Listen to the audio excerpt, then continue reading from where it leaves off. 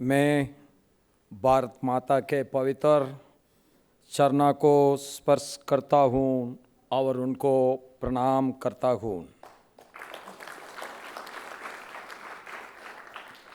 Today, on the occasion of the 80th Foundation Day of the National Weekly Organiser, the great dignitaries who are sharing the dais with me, our Sarkari Vag of Rashtriya Swayamsevak Sangh, Sriman Dattatriya Hospale ji, Managing Director, Bharat Prakashan Limited, Shri Arun Kumar Goyal ji, Editor, Organiser, Sriman Prafulla Ketkar ji, Sangh Chalak of Delhi, Prant, Rashtriya Swayamsevak Sangh, Dr. Anil Agarwal ji, भाई बहनों सबको नमस्कार. Our editor was thanking me for participating in this function. And he has thanked our Dattatriya ji also for the guidelines he is giving. But I want to say only one thing. Like the editor, we both are also only an ordinary Swayamsevak. We are doing our national duty on different positions.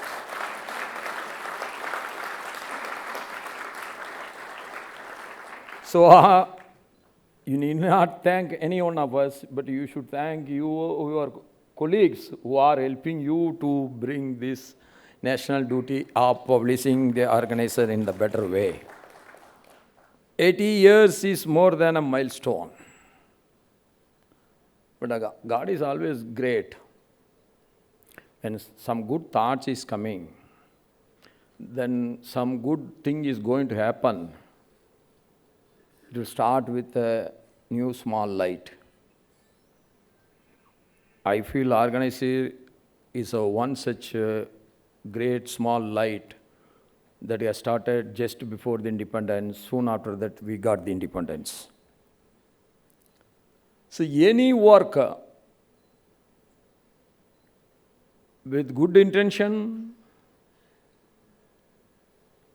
good for the nation and the society, whether that is successful on that day or not, that is irrelevant, but that will be have a big success one day. That is what is organization is, Organiser is telling to the entire country today. It represents continuity, resilience, and sustained commitment to public discourse across generations.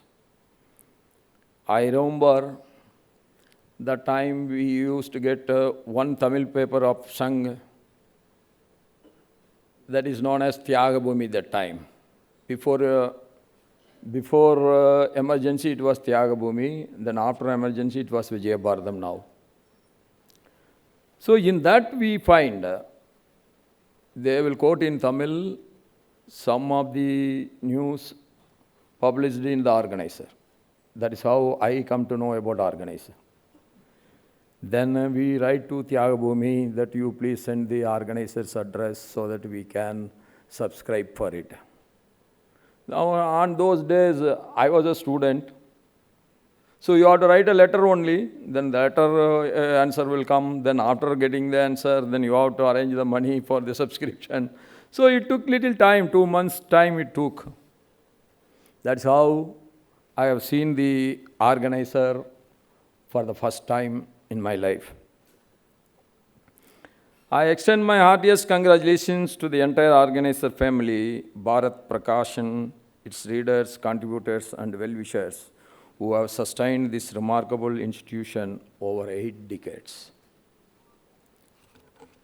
On 3rd July 1947, just weeks before Bharat attained independence, Organiser had made its first appearance. It was born at one of the most turbulent moments in our national history. Me and our editor were coming. We have seen all the news they have highlighted. they have chosen one news of every year. That all becomes history today. Few publications can claim to have witnessed, documented and participated in India's journey from the very dawn of independence. And I find the story of Organiser itself unique and reflective of a democratic and participatory beginning, drawing its strength from the collective conscience of the society. It was not founded by a powerful industrial house or by a wealthy individual.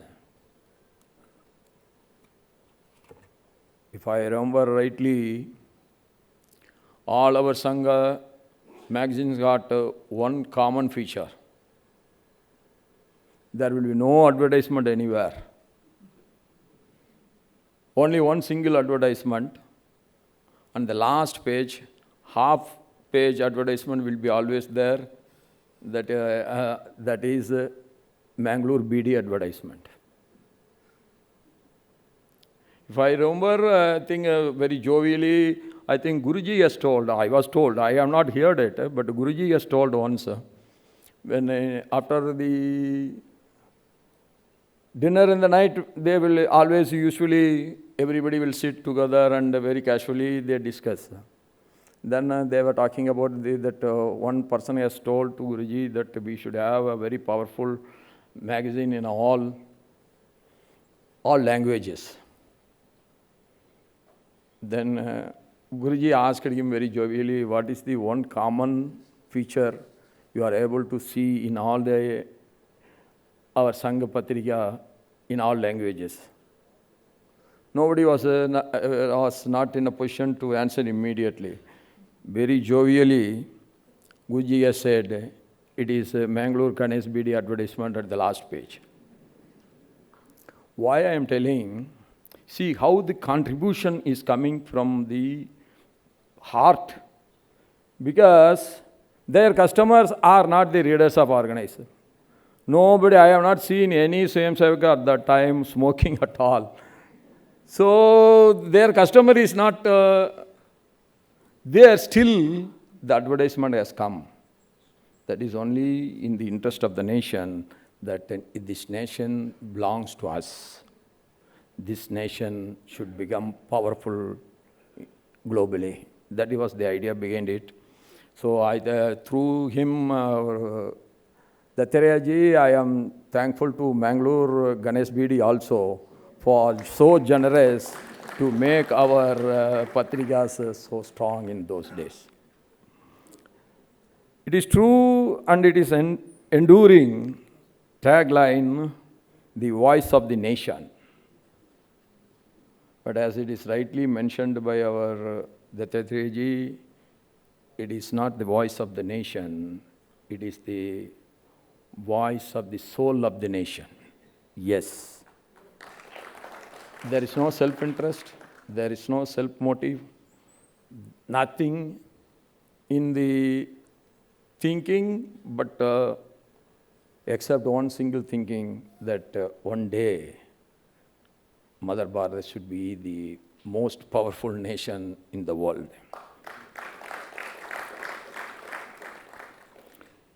In the immediate aftermath of partition, it had given voice to the suffering of refugees arriving from both East and West Pakistan and had drawn attention to the plight of minorities who remained there.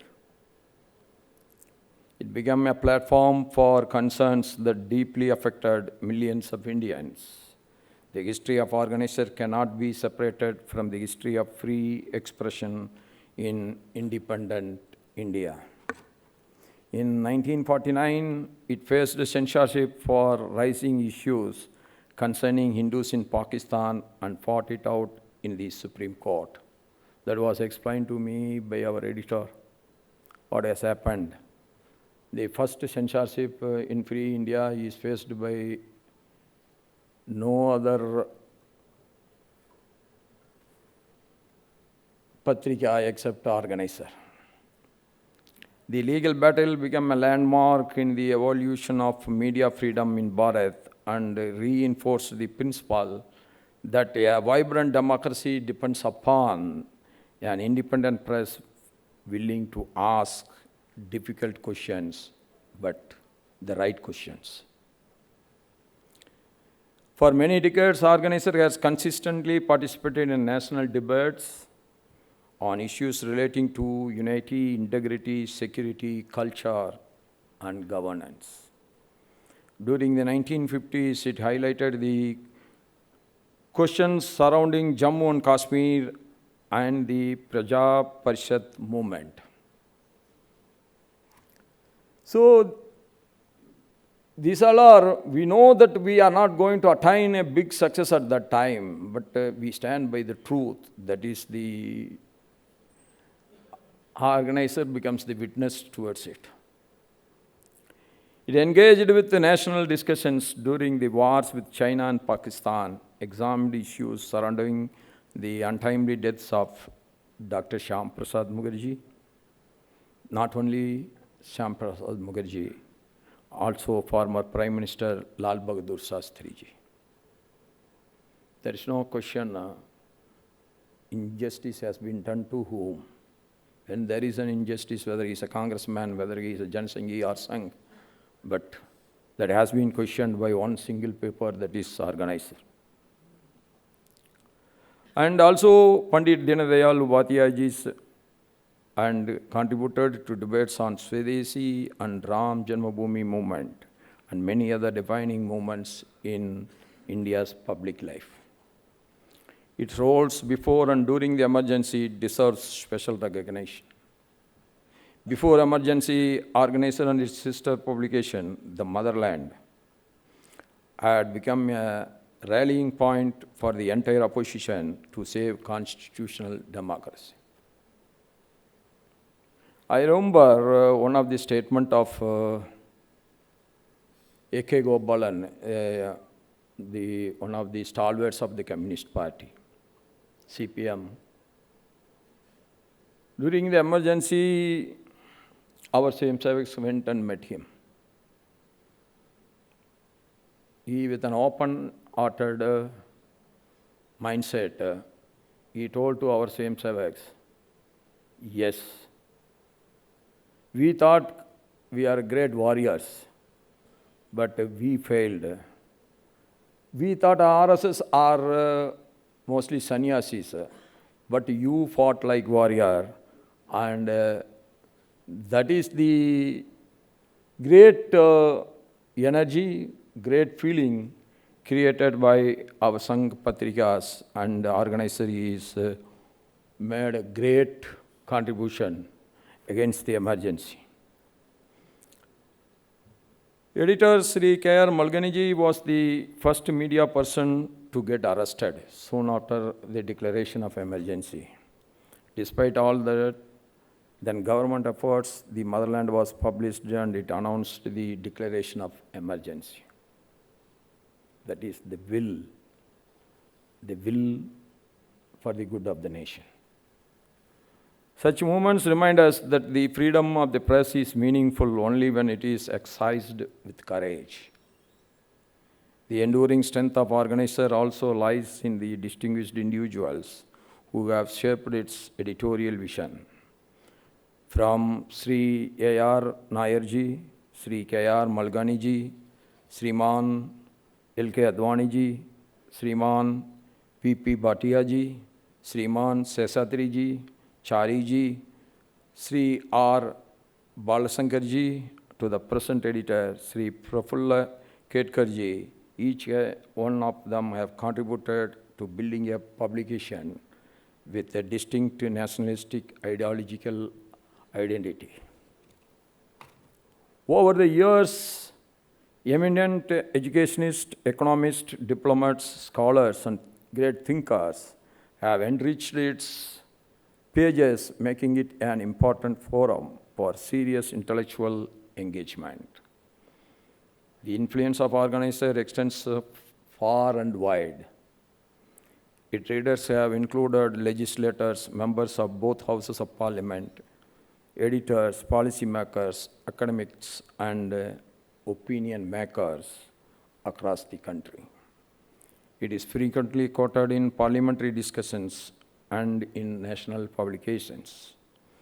The readership today extends to the United Kingdom, the United States of America, Canada, and 54 other countries, making it an important platform for presenting an Indian perspective to the wider world. The public discourse organizer has consistently engaged with the questions relating to the culture, education, history, minority policy, national security, and constitutional issues from its ideological perspective. Over the years, it has contributed significantly to shaping the debates on issues such as the Uniform Civil Code, cultural education, and Ram Temple movement. Democratic discourse is strengthened when ideas are debated seriously with conviction. No democracy can survive without the positive discussion. In today's rapidly changing international environment, questions relating to the global order, economic transformation, environmental sustainability, and the civilisational dialogue require perspectives rooted in India's own intellectual traditions. Organiser has increasingly sought to articulate a Bharatiya viewpoint on these global issues, thereby contributing to international conversations on peace, cooperation, and shared prosperity. Another significant contribution of Organiser is its extraordinary archival value.